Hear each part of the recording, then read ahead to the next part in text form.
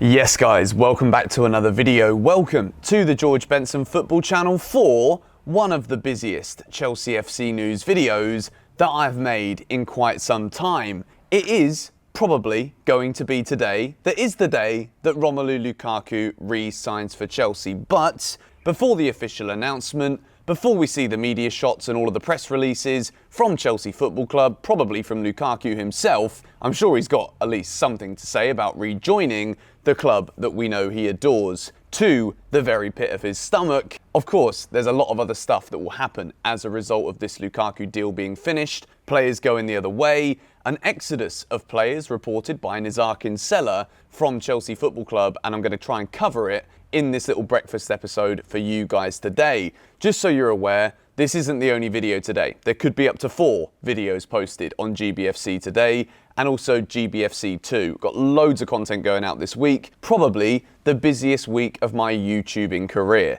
So if you are not yet subscribed, make sure you do so, and if you can hit the like button on this video, that would be absolutely grand. But of course, we're going to start with the big boy news regarding Romelu Lukaku. This video that you guys can see on the screen right now is a video in Milan yesterday of Romelu Lukaku leaving. There's also images coming through where you can see he's sat in a car, what looks pretty clear to me like a Chelsea shirt in his hand. Now, obviously, this Chelsea shirt could mean a couple of things. It could have just been put there as a little obvious teaser to Chelsea fans, but it also, as reported by Simon Phillips, probably means something along the lines of Chelsea were actually conducting some of the media shots in Italy so that the announcement for Romelu Lukaku could be made as soon as possible. Now, it's reported quite widely by many footballing journalists last night that Romelu Lukaku actually made his way from Milan to go to Monaco to finalise a few details with his agent before actually making the flight then from Monaco or Nice onto London. It gets very complicated, you know. I spent a little bit too long last night looking through Twitter at various different Chelsea accounts, scouring the internet and all of the private flight databases in the world, seeing if they could actually pinpoint where Lukaku was going to be landing. Is it Stansted? Is it Luton? Is it Heathrow? Is it Farnborough? Is it Biggin Hill? Is it Gatwick? Nobody knows at this moment in time. However, I want to give a shout out to everybody who was doing the rounds last night, doing the digging, so that when I woke up this morning, I didn't need to do anything. But the updates are Romelu Lukaku is set to be announced today, Chelsea fans. So you watch this GBFC video at 7 a.m, maybe at 8 when you start sipping your orange juice and you finish your coffee, maybe then he's announced. Maybe at 9 he's announced then, or maybe they make us wait a little bit longer. It would be a very typical Chelsea thing to do in the current climate that we've experienced this summer, where we have had to wait for updates. Chelsea have done a lot of their business behind closed doors, but Romelu Lukaku, pictured holding that Chelsea shirt, he is about to sign, and we're all ready to absolutely sign up for the party, wherever it may be held, whether it's in your house, outside Stamford Bridge, or whatever. There was even pictures taken last night of the lights going on inside of Stamford Bridge, which, you know, people are just doing everything they can to try and break this news of Lukaku's arrival. But we will see later on today what happens when he arrives, probably at Stamford Bridge, take those classic pictures in front of the Chelsea Football Club logo inside the bridge, and then we get to hear what the big man says about his big return to Stamford Bridge. But to consolidate this news, the update was he left Milan, medical was passed, absolutely no problems. He goes along to Monaco, probably to, I don't know, go in a casino and gamble some of his signing on fee. And then he's going on to London. So, updates later on today as and when it happens. But as a result of Lukaku coming in, of course, it means big business will be done from Chelsea to send players going the other way. The Tammy Abraham update is the one that we've been watching very closely this week. The first talk was that he had a meeting set with Atalanta to discuss possibly a move to Atalanta, with Zapata then going to Inter Milan, Lukaku's replacement. Looks as though Inter Milan are going to be signing Edin Dzeko, maybe also Zapata, but the move to Atalanta is something that Tammy Abraham didn't really want. However, Jose Mourinho is knocking on the door at Roma. Roma are willing to offer 5 million up front with the option to buy at the end of this season at around 34 million.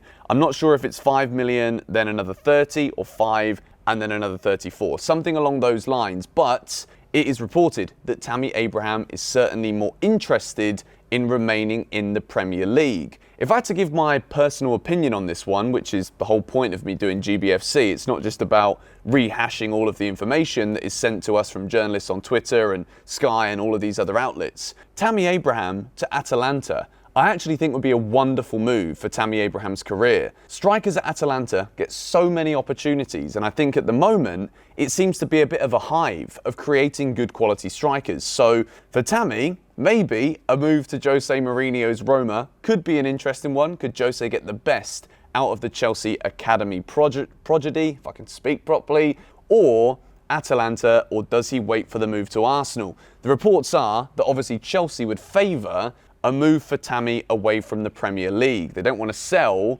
their current number 9 to Arsenal and then all of a sudden Tammy Abraham fulfills the potential that Chelsea initially saw to give him the number 9 shirt in the first place. If it was me, I personally think the Atalanta move would be excellent for Tammy's playing career, and of course I don't want to see him go to Arsenal. I quite like Tammy Abraham scoring the winner against Arsenal and not signing for Arsenal to play against Chelsea. But Lukaku is on the way. The rumours are he's going to be given the number 9 shirt as Tammy Abraham moves away. Where is that going to be? At the moment, Roma are the favourites. Another striker who has completed his move away from Chelsea is Armando Broja. We reported this one yesterday, talking about it here on GBFC. I said the move to Southampton could be a great one, and it is now completed. Armando Broja will be a Southampton player this season.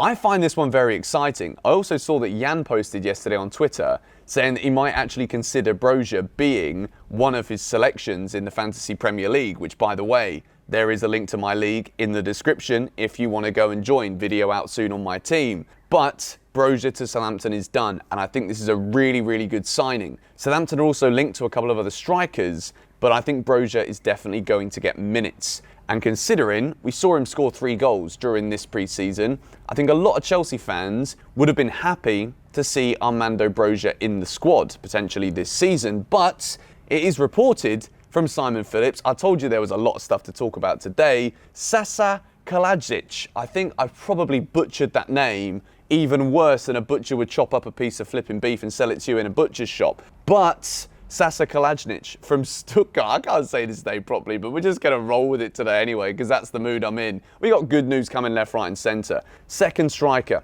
potentially. Olivier Giroud's left. Tammy Abraham has left. Broja has also left, which means we've got Lukaku, Timo Werner and Kai Havertz, who is still pretty much more safe as a midfielder as opposed to being used as a false 9 striker. Chelsea bringing in another striker would not be a surprise to me whatsoever. However, it would have been kind of nice, I think, if it was Broja. I don't know enough about this guy from Stuttgart. However, apparently he's been on Chelsea's radar for quite some time, and the price wouldn't be too steep. So, if that is the case, then maybe we're going to be celebrating another goal scorer joining Chelsea sometime soon. Anyway, we move into the exodus that I spoke about at the beginning of this video, and that is that quite a few players who we've been wondering for quite some time whether they're going to leave permanently, whether it's going to be another loan. But Nizar Kinsella has reported, I've got my flipping notebook out again, guys. Chelsea news is so heavy at the moment that I need to write it down with a blue pen. Kennedy, Danny Drinkwater, Bakayoko, Ross Barkley, Matt Miazga are reportedly looking to be sold by Chelsea this summer. To be quite honest, I don't think that is a massive surprise to anybody. There is still 3 weeks left in the transfer window.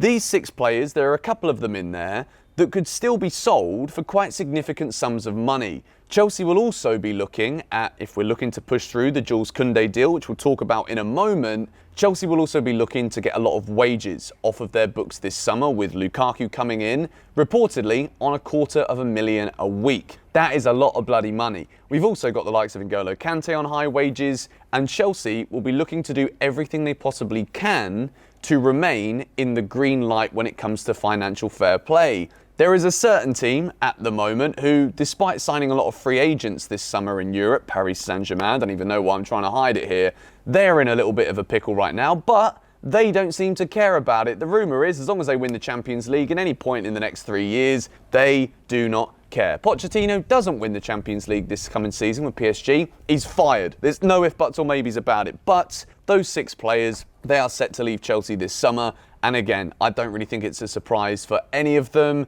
Kennedy's been going out on loan now for pretty much half of my lifetime. Danny Drinkwater, I think, despite seeing him play quite well during some moments in pre-season, he's never going to break into a Chelsea midfield consisting of Kovacic, Jorginho, Ruben Loftus-Cheek, and the quite magnificent N'Golo Kante. We move. I am speaking so fast today. I'm glad you guys are still here with me. Trevoh Chalobah. It was reported a couple of days ago that Thomas Tuchel has said to the Chelsea board he wants Trevoh Chalobah in his squad with him this season. Chalobah's impressed me personally in the friendlies that I've seen him play so far this pre-season, and I think that Trevoh Chalobah could actually be a very good backup. Now, the reports are coming out that Valencia in Spain, you know, that place we went to a couple seasons ago, the Mestalla Stadium, beautiful place it was. Kovacic scored a wonder goal. Reportedly, Trevoh Chalobah is a target this season on loan for Valencia. And I think as much as I would like to see Chalobah remain in the side, Chelsea are still adamant that they want to get a deal done for Jules Koundé. So if Chelsea get a deal done for Jules Koundé,